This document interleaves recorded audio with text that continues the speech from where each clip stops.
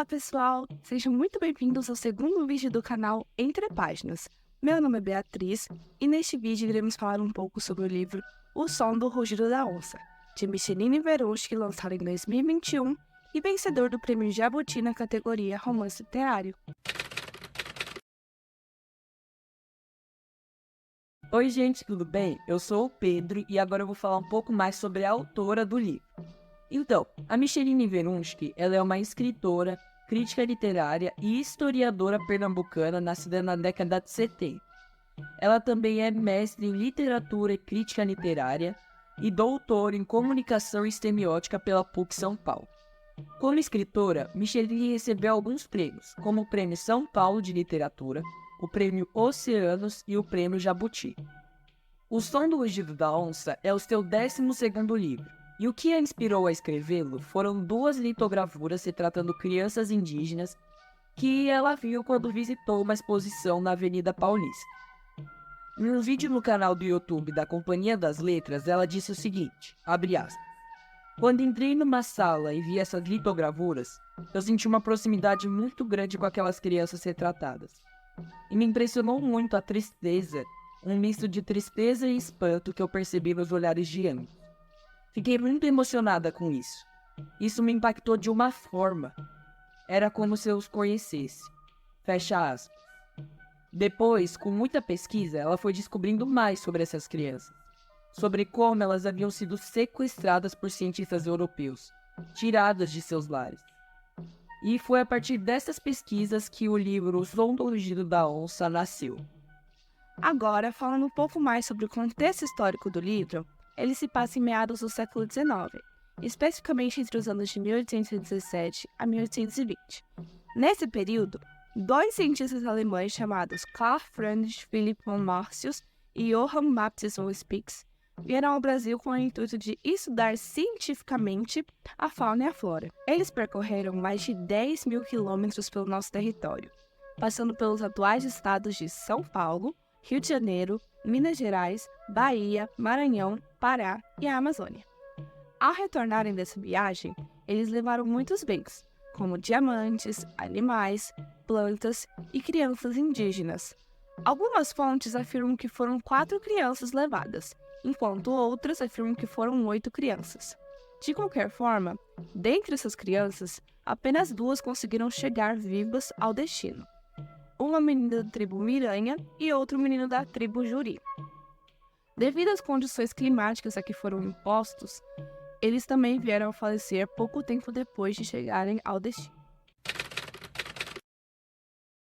Esta é a história da morte de Inhê e também a história de como ela perdeu seu nome e a sua casa, e ainda a história de como permanece em vigilância.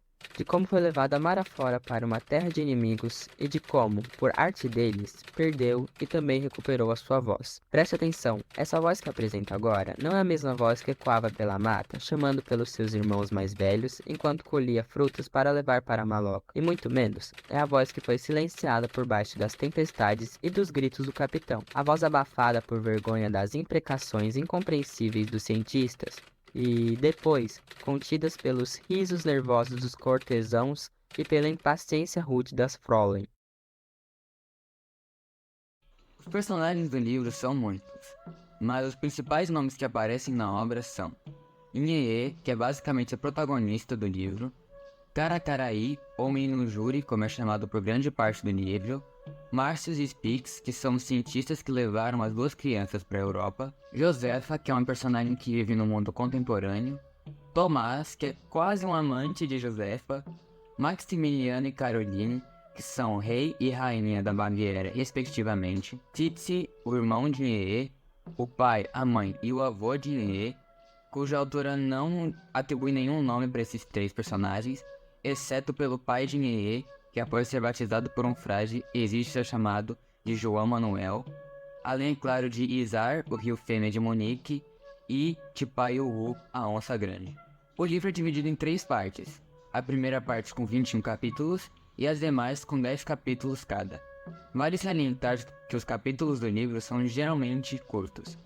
O livro tem 168 páginas, isso na versão física, publicada pela editora Companhia das Letras em 2021.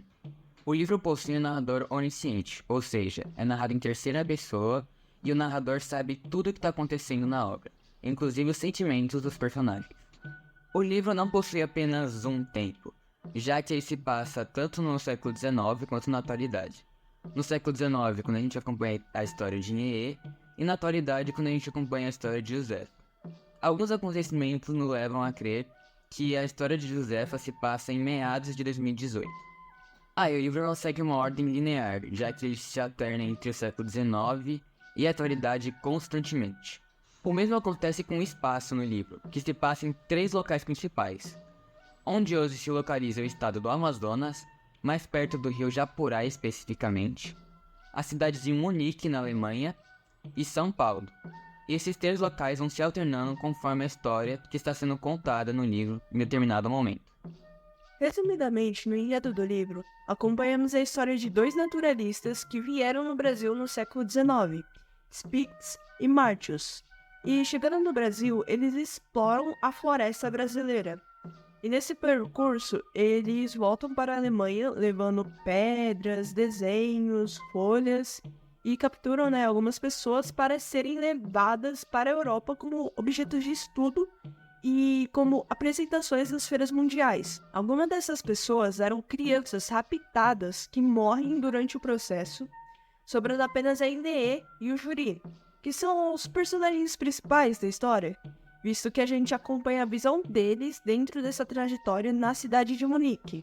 Pouco tempo depois de se instalarem, acontece um trama entre essas crianças durante o livro que só quem lê o livro vai realmente saber, mas durante esse tempo, mesmo sendo de povos diferentes, eles criam uma empatia um pelo outro. Mas basicamente no livro a gente acompanha principalmente a história de Inê, que fala sobre suas terras, relações parentais, as dificuldades enfrentadas e outros acontecimentos, como quando ela foi taxada como perigosa após ter sido vista como uma onça que não atacou. O livro leva o título como O Som do Rugido da Onça, que eu não vou adentrar muito para não dar spoilers, mas que tem uma relação dessa onça com a Inê. Enfim, não é surpresa para ninguém que a Inê acaba morrendo.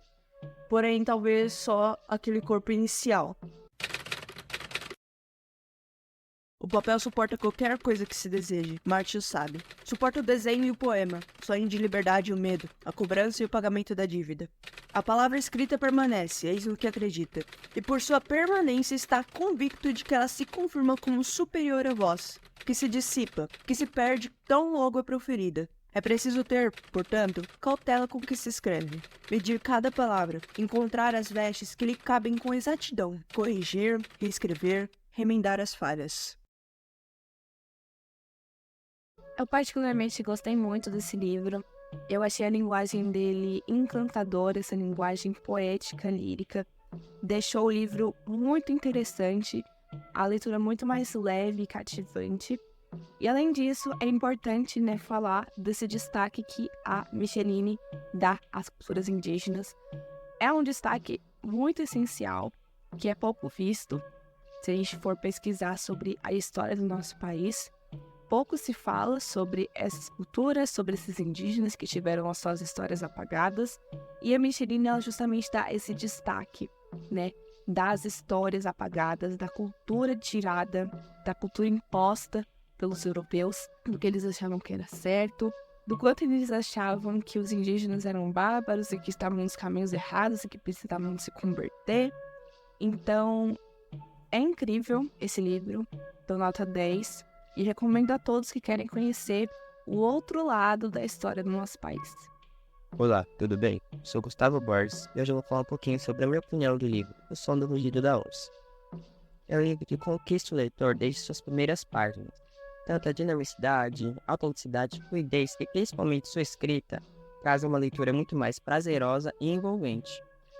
Além de a gente ter a abordagem indigenista, que enriquece muito a narrativa, nos convidando a fazer reflexões como a valorização da cultura e da solidariedade com os povos indígenas, além também de trazer reflexões como a fragilidade da vida humana e os desafios que esses povos indígenas enfrentam. No geral, eu recomendo muito esse livro, que nos transporta para um mundo rico em sabedoria e que te incentiva a ser um agente da transformação em prol da justiça e da preservação cultural e ambiental. Para mim, o ponto em que esse livro brilha mesmo é na escrita, que é cheia de personalidades e significados que te fazem ficar admirados a cada linha que lê. Outro ponto que vale ressaltar é que o livro tenta trazer o ponto de vista indígena que foi completamente silenciado e apagado da história. E a autora se dedicou tanto para trazer essa perspectiva da melhor maneira possível que é admirável o carinho que ela coloca nessa obra. E essa perspectiva de Inê é tão bem escrita que dá até pra gente acreditar que a história real possa ter sido algo parecido com isso. Bom, se é ou não, a gente acho que nunca vai saber. Mas independente de qualquer coisa, esse livro continua sendo incrível e até atualmente um dos meus favoritos. O Som do Rugido da Onça é um livro excepcional. Quando a gente começa a história, a gente pensa que vai seguir uma linha, mas a autora me surpreendeu durante a narrativa. O livro faz a gente refletir sobre as questões indígenas de maneira aprofundada, né? Que abriu meus olhos para muitas coisas. Eu percebi a importância desses questionamentos para a formação cultural, por exemplo, sabe? E, enfim, para finalizar, é incrível como a comunicação acontece no livro. O rio fala, os animais falam. Nós mergulhamos dentro do livro de forma magnífica. O ponto crucial para mim, definitivamente, foi essa abordagem nas questões reflexivas dos povos indígenas que habitavam e ainda habitam o Brasil.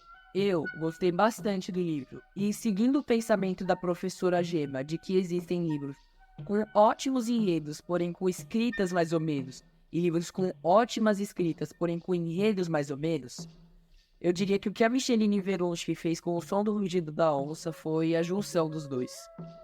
Ao mesmo tempo que o livro possui um enredo incrível e instigante, ele também possui uma escrita linda, poética, carregada de significados. E foi justamente a escrita o que mais me fascinou durante toda a obra. Além disso, eu gostei muito do fato de que o que acontece com a Inê e com o Juri nesse livro é totalmente aplicável ao que acontece com os povos indígenas no nosso país hoje em dia, cada vez mais expropriados, sem direitos e sem voz. Sobre isso, Micheline disse numa entrevista ao G1 o seguinte, abre aspas, acredito que essa ferida colonial se inflama até hoje, quando a gente percebe ecos, não só dessa, mas de outras violências que os povos originários e o povo negro e outras minorias têm passado. Escrever sobre esse passado é também refletir sobre o nosso presente. Fecha aspas. Tu aprende que ruindade não acaba. Não acabou com tudo que fizeram antes de me servir pro mundo e muito menos com o que fizeram com tu e teus companheiros. Nem acabará depois que passar o que fazem ali com Caemi, filha do filho do teu irmão. Nem acaba com o que fizeram com teu povo ou com os boros, os ruitotos, os runicuins. Ganância da aranha tomar da vida deles. Escuta só, ruindade não acaba, não. Ela se estende, encompridando, jauá, jauá. Por isso que eu quis mostrar isso pra tu, pra que Messê, tu não se esqueça.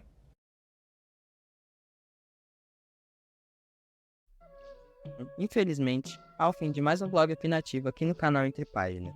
O Som do Rugido da Onça foi como Pedro disse anteriormente, tanto a escrita quanto o enredo do livro são impecáveis, então esse livro é definitivamente uma recomendação.